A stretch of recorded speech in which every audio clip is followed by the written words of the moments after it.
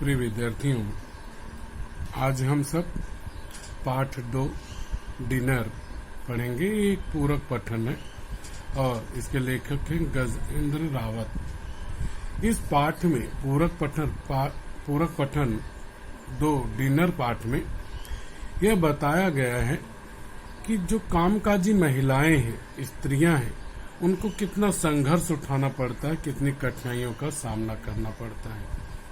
आज की आधुनिक जीवन शैली में हम सब यह जानते हैं कि पति और पत्नी, स्त्री और पुरुष दोनों ही काम पे जाते हैं।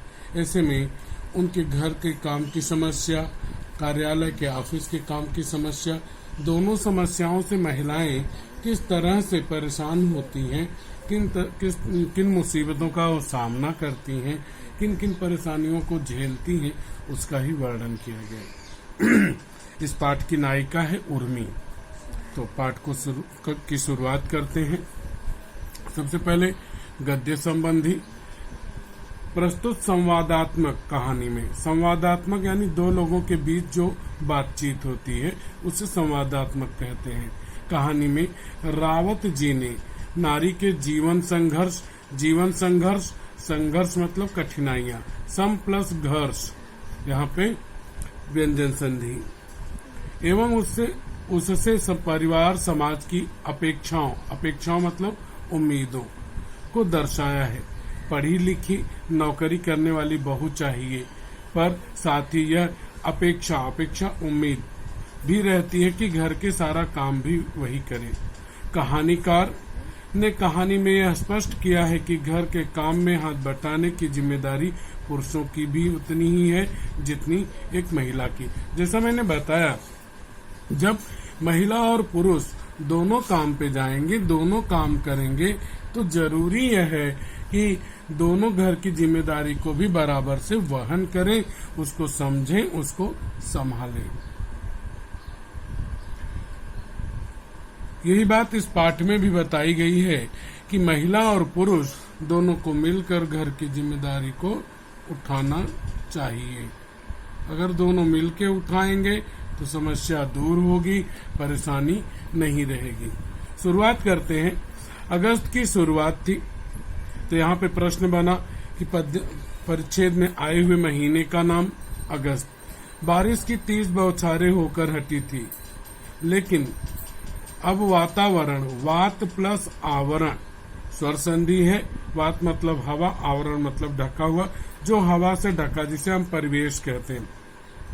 किसी तरह की कोई सरसराहट नहीं बची थी, मतलब कि कोई तेज हवा नहीं चल रही थी। अभी अभी बरसात जल्दी ही तुरंत ही खत्म हुई थी और हवा में भी कोई तेजी नहीं थी।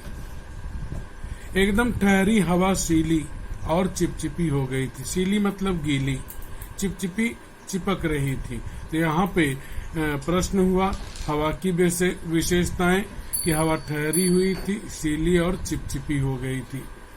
आसमान में काले दुधिया मतलब दूध के रंग के सफेद बादलों में खामोश मतलब शांत, घमासान मचा हुआ था। घमासान युद्ध।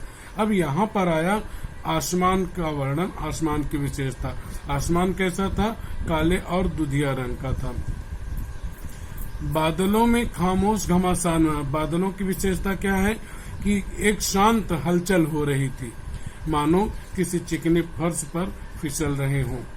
लेकिन सड़क पर वाहनों की धक्का पेल, यानी वाहन बराबर आ और जा रहे थे, शोर शराबा कर रहे थे। वाहन मतलब साधन, गाड़ियां। धक्का पेल से उठती बेसुरी ध्वनि, बेसुरी जिसकी आवाज अच्छी न हो, सुर में न हो, ध्वनि मतलब आवाज, ने वहां बिखरी कुदरत प्रकृति की नायाब चुप्पी को जबरन दबा दिया था। यहाँ अगली विशेषता है कुदरत की चुप्पी। कुदरत कैसी थी? चुप थी, शांत थी। तो यहाँ पे बताया गया है कि जब बरसात हुई, बरसात के बाद में कैसा वातावरण हो गया। तो यहाँ पे अलग अलग प्रश्न बने, अलग अलग प्रश्न आपसे पूछे जाएंगे और उनके उत्तर आपको देने होंगे। जैसा एक प्रश्न होगा कि नभ यानी आकाश काले और दुधिया बादलों से घिरा था। अगला प्रश्न होगा हवा शीली और चिपचिपी थी। इसी तरह से बादल खामोश घमासान मचा रहे थे।